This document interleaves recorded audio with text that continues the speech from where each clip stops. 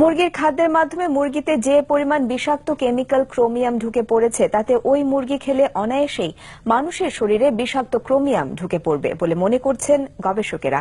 আবার আরেকটি গবেষণা থেকে জানা যাচ্ছে মুরগিতে যে পরিমাণ অ্যান্টিবায়োটিক দেয়া হচ্ছে তাতে ভোক্তারা অ্যান্টিবায়োটিক ওষুধ খেতে না চাইলেও খেতে হবে যদি ওই মুরগি তারা খেয়ে থাকেন।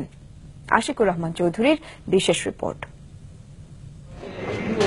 সম্প্রতি র্যাবের একটি অভিযানে জানা যায় পুরান ঢাকার চামড়া কারখানার আশপাশে যে অসংখ্য পোল্ট্রি খাদ্যের কারখানা গড়ে উঠেছে সেখানে মুরগির খাদ্যে প্রোটিন হিসেবে মেশানো হচ্ছে চামড়ার উচ্ছিষ্ট আবর্জনা।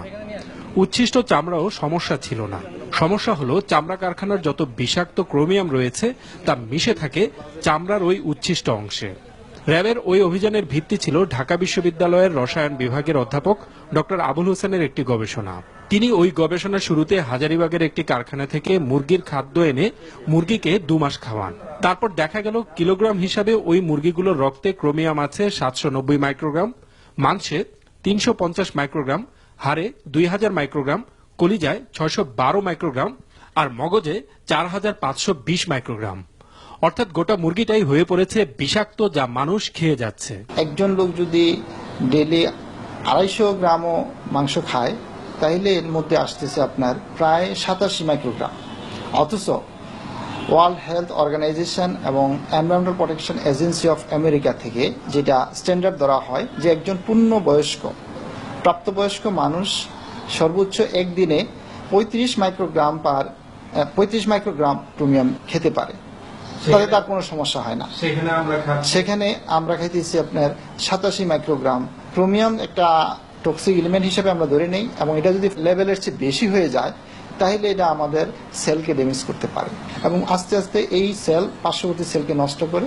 এইভাবে আমরা যেটা ক্যান্সার বলি বা টিউমার বলি সেগুলো কিন্তু সৃষ্টি হয়। কেমিক্যাল হিসেবে ক্রোমিয়ামের বৈশিষ্ট্য এমন যে এটি মুরগির মধ্যে ঢুকে পড়লে তা যতই রান্না করা হোক তা খেলে প্রায় একইভাবে মানুষের শরীরে ঢুকে পড়বে। ক্রোমিয়াম যে সেটা মাংসের মধ্যে থেকে যায়, তার কারণ হলো এটার বয়লিং পয়েন্ট হলো প্রায় 2900 ডিগ্রি সেন্টিগ্রেড। 2900 ডিগ্রি সেন্টিগ্রেড এটার বয়লিং।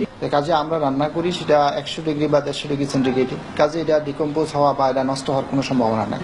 কাজে এটা আমাদের বডিতে আসবে। এবার আসা যাক মুরগিকে কত বেশি মাত্রায় অ্যান্টিবায়োটিক ওষুধ প্রয়োগ করা হচ্ছে এবং তা মানুষের শরীরে কিভাবে ঢুকে পড়ছে সেরকম একটি গবেষণা প্রসঙ্গে, যা করা হয়েছে বাংলাদেশ কৃষি গবেষণা কাউন্সিল থেকে। ওই গবেষণায় দেখা যাচ্ছে যে শতকরা 100% মুরগির ডিমে সিপ্রোফ্লক্সাসিন নামের এক ধরনের অ্যান্টিবায়োটিক ওষুধের উপস্থিতি পাওয়া যাচ্ছে। সেখানে অন্যান্য অ্যান্টিবায়োটিক ওষুধের উপস্থিতি পাওয়া যাচ্ছে শতকরা 80% মুরগির ডিমে, এবং এটি পাওয়া যাচ্ছে সহনশীল মাত্রার চেয়ে 3 থেকে 5 গুণ বেশি। আর মুরগির ক্ষেত্রে যেটা দেখা যাচ্ছে যে এই ধরনের খামারের চেয়ে বাজারের মুরগিকে অনেক বেশি অ্যান্টিবায়োটিক ওষুধ প্রয়োগ করা হচ্ছে।